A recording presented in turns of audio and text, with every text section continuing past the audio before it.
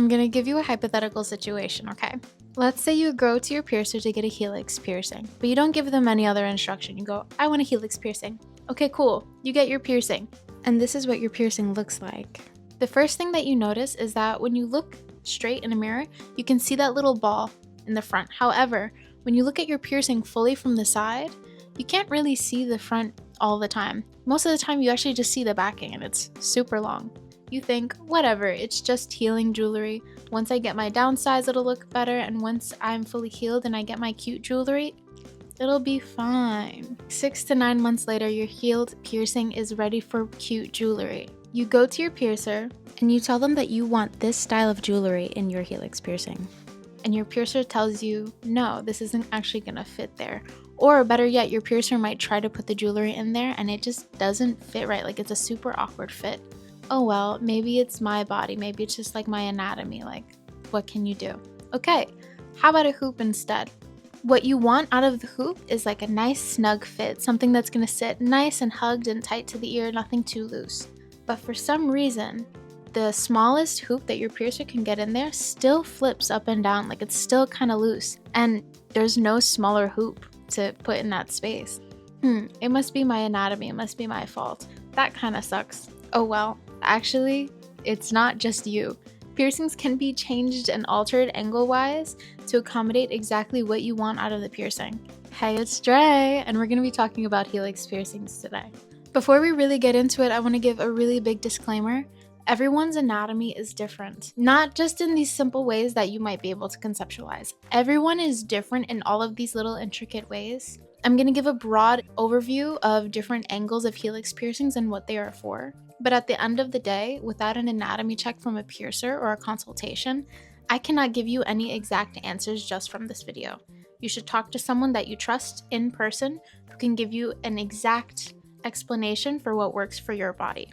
The first piercing angle we're going to talk about today is the traditional helix. So, first thing you notice is that you can't see the backing from where I've pierced it. The reason is because the backing is behind the ear. The con of this, sleeping on this piercing, is really detrimental to the healing and can cause migration, angle change. It can be a little harder to heal with this angle if you're prone to leaning and sleeping on this piercing. However, everything else is a benefit. When people talk to me about they just want a helix piercing, I usually assume that they're looking for this angle because those fancy studs and like those crescent shaped pieces, they're front facing. They're not side facing. They don't belong in that little curve. They belong forward, lined up with the curve so that it sits flat on the ear and accentuates the curve on the outside of the piercing. I popped a clicker in here. I don't want you to worry about the actual size of the clicker. This is the smallest size that can fit in this piercing without actually squishing the ear. Take a look at how that fits. How it's not fully drooping. There's very little flip to it. Like if I push it up, it doesn't go super far, right? Just a little bit of wiggle. When people are like, oh, I want a hoop when my helix heals. This is what I think that they want. Now, of course, if my client comes to me and expresses otherwise, I'm going to do otherwise. So let's talk about otherwise. Our next angle is called the vertical helix. You can see that backing here. That's because the purpose of this piercing is to kind of have something coming out from the piercing usually. A really popular style of jewelry for this piercing is having spikes on the outside of the ear. I've also seen orbitals. Me personally, I have an orbital in this style at the top of my ear. This is not the best for forward-facing jewelry because the jewelry is not going to face out on the ear. It's going to face this way. You're not going to get that full effect. Also, these big pieces don't really fit in this tiny little crevice without pushing on this part of the ear. So now I've put a clicker in that piercing. Again, don't worry about the exact size of the clicker. This is a smaller clicker than the first one that I showed you. Check out how it sits. It's very loose looking. You can see the entirety of this hoop and it flips up and down a lot more than that other one. It just looks looser. If that's what you're going for, super cute. I actually have two pierced at that exact angle over here and I love them that way.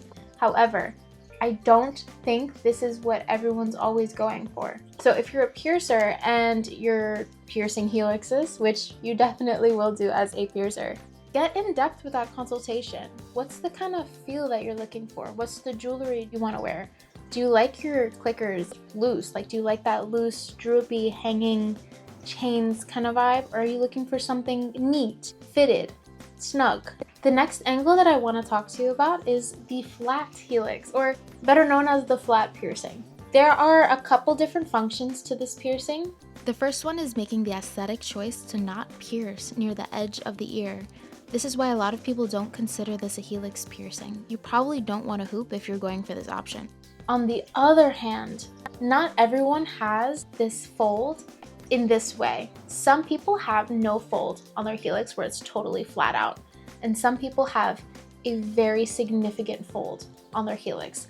And that, for a piercer, can be tricky to decide exactly how you're going to pierce it. When we're looking at either of those extremes, think about flat piercings. For example, if your helix is super folded, but you're looking for that first angle that I showed you, right? You want a snug hoop on there, you want like the flat pieces. You want to pierce this like it's a flat. You're just not in the middle of the ear, you're close to the rim, like as much as visible, but you're piercing it like a flat. And on the other hand, if they have no rim, you don't really have a choice. You're piercing it like a flat, you know? Again, back to the disclaimer from the start of the video, everything is anatomy dependent. Everyone is built a little different. That's what kind of makes it tricky showing your piercer reference pictures, because sometimes the reference picture you show your piercer doesn't look anything like your anatomy. This last angle, this is more of like a bonus angle. This is extremely anatomy dependent. Like, you have to have a very hooded, heavily folded helix for this, and it also can't be fused. So that means that you need to have space under that helix flap for a backing. This is what we call the cat flap helix, or the cat flap piercing. When you have this fold and you pierce just the fold in a way where the piercing is facing outwards, but that backing isn't in the back, it's on the inside. I think this one's cool. But again, not for everyone's anatomy. I definitely can't do it. I've seen a couple people who can, who are really cool. They just weren't feeling the vibe. But hey, if you have anatomy like that, hit my line, baby. I want to see you. I want to see you. I pierce in Amsterdam. That concludes this video. I hope this helped clear up some questions. And if you have any more questions, leave them in my comments. I might respond, or other piercers can respond. Have a great day, Vaddie, and good luck with your piercing. Happy healing. Bye!